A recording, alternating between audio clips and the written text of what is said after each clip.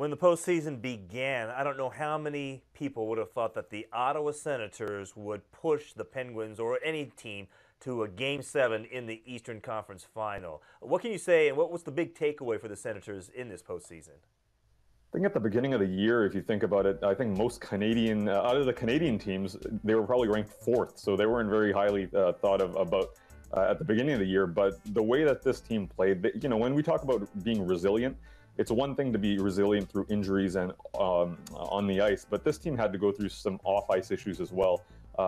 And as we know, Craig Anderson's wife and him having to take medical leave to deal with a medical issue. Those are the types of things that when you see this team play a team game, they really have one great star player in Erik Karlsson, but the way that they played the system, they played for each other. And I think that's a great takeaway. It's a great building block for Ottawa, just to have that experience and the way they made this run. Secondly, Erik Karlsson, for those people that didn't believe before, he is the best defenseman in the NHL. There's no doubt about that now. And I think that was one takeaway. He elevated his game to another level that we haven't seen from a defenseman in some time. And I think the third thing for Ottawa is that the future is bright. These guys have Erik Karlsson already, but Thomas Chabot is the next kind of great defenseman in the NHL that he's the great prospect that's coming out. They've got a guy like Logan Brown, who's a 6'6" centerman.